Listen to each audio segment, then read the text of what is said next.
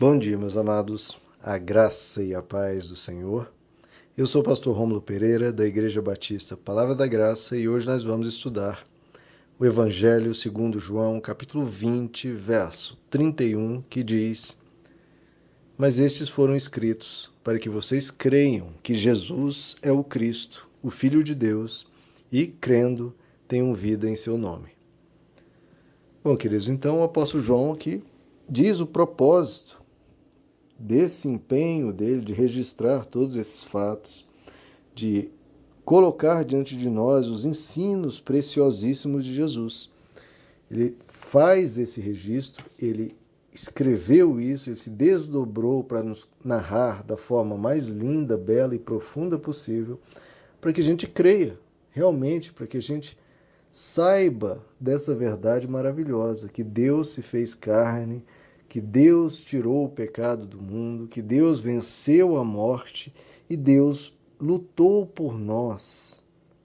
Com tudo que ele tinha, com todo o seu ser, ele entrou no mundo e lutou por nós, não com força, não com poder, mas lutou por nós se entregando completamente e passando por todo esse sofrimento para mostrar, demonstrar e deixar claro o quanto ele se importa e o quanto ele nos ama.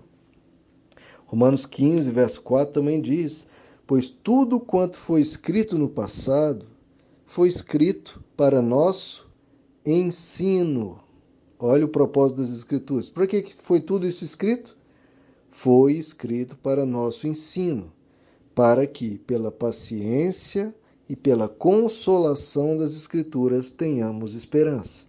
Então, qual que é o propósito das Escrituras? É nos ensinar, queridos. Nos ensinar um novo modo de vida, nos ensinar a ter paciência em meio às tribulações, para nos dar um consolo frente às dificuldades, frente às lutas que nós temos, e que você possa receber esse consolo da parte de Deus, essa esperança. Então paciência, consolação e tenhamos esperança. Com essa tríade, com esse tripé, você atravessa a vida. Paciência, consolo, esperança. Que você receba da parte de Deus, pelas Escrituras, por esse ensino, essa paciência diante dos momentos difíceis, dos momentos de dor, consolo, um bálsamo de Deus para poder te dar ânimo, para poder te dar coragem, para poder te dar força e determinação e esperança. Você sabendo que o melhor de Deus sempre vem, que Deus cuida de você, que você atravessa os túneis, a escuridão e chega do outro lado, com Deus sempre. 1 Coríntios capítulo 10, novamente ele diz que tudo o que acontecia com os profetas, com os discípulos do passado, lhes acontecia como um exemplo. E foi escrito para aviso nosso, para nos alertar, para nos aconselhar. Então foi escrito para quem? Para nos avisar. Nós temos esse benefício de nos aproveitar das experiências dos nossos irmãos anteriores, para que a gente não passe pelas coisas ruins que alguns passaram e para que a gente passe pelas coisas boas que muitos deles passaram. O apóstolo Paulo, escrevendo a Timóteo, lá na segunda carta a Timóteo, ele diz: desde a infância, olha a importância de levar nossas crianças à igreja, né? Desde a infância sabes as sagradas letras, que podem fazer-te sábio para a salvação que há em Cristo Jesus. Então, qual o propósito, de novo, desses ensinos, desses escritos? Para nos fazer sábios, para que a gente amadureça, para que a gente seja pessoas com a sabedoria de Jesus. Já pensou? Diante dos dilemas, diante das confrontações, dos problemas, dos baques da vida, você ter sabedoria para enfrentar aquilo, e uma sabedoria que te conduz de forma tranquila, calma e vitoriosa rumo à salvação. Isso é bom demais, queridos. Vejam, estou vendo Paulo, estamos vendo João, vamos ver Pedro. O que o apóstolo Pedro diz? Amados, lá em 2 Pedro capítulo 3, amados, já é esta a segunda carta que vos escrevo, em ambas as quais desperto com admoestações, alertas, o vosso ânimo sincero, para que vos lembreis das palavras que dantes foram ditas pelos santos profetas e do mandamento do Senhor e Salvador, dado mediante os vossos apóstolos. De novo, então, qual é o objetivo? Nos dá uma admoestação, então, um conselho, um aviso, um alerta. E visando o quê? Que a gente tenha um ânimo. Para que a gente tenha ânimo. Lembra o que Jesus disse? Neste mundo, queridos, nós vamos ter aflições. Não é alguns, ou talvez, não, Jesus disse, nós teremos aflições, ponto. Isso é profecia do próprio Deus, da boca do próprio Deus, ele disse que nós teremos aflições. A gente sabe disso e é óbvio que nós teremos. Mas qual o conselho de Jesus diante disso? Vamos orar para não acontecer? Não, ele já disse que vai acontecer. Não adianta você orar, olha Jesus, cancele o que você mesmo disse. Não, ele disse e já está dito. E é a experiência da vida normal neste mundo caído. Graças a Deus que ele nos guarda a maioria das aflições. Mas algumas teremos que passar. E qual é o conselho de Jesus? Ele disse, neste mundo tereis aflições, mas tende bom ânimo. Tende bom ânimo. Mas eu não estou conseguindo ter ânimo, pastor. Está difícil.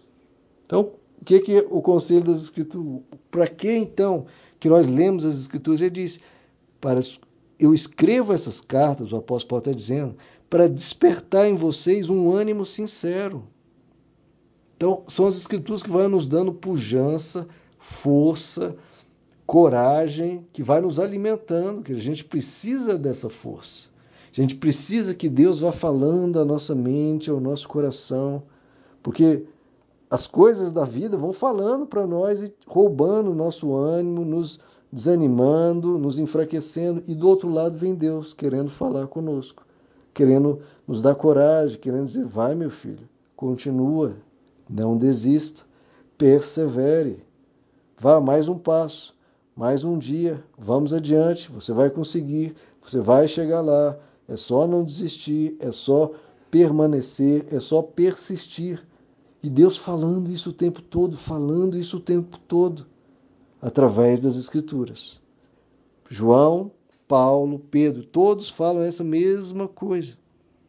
Lá na sua primeira carta, o apóstolo João diz no capítulo 5, essas coisas eu vos escrevo a vós que credes no nome do Filho de Deus, para que saibais, olha só, que vocês já têm a vida eterna, e para que creais no Filho de Deus. Tendo essa segurança, tendo essa esperança, a gente vai caminhando na força de Deus e vencendo e para vencer. Então, queridos, que a gente se alimente realmente da palavra, porque isso é que dá sustância na alma do cristão. É isso que nos dá poder para enfrentar o dia a dia. É assim, queridos. É se fortalecendo. Assim como você come o arroz, feijão, a carne, a salada, para te dar vigor, para te dar força, para te dar saúde física, da mesma forma são as Escrituras. Ela é o nosso alimento que permite que a gente tenha forças para caminhar e que a gente não adoeça.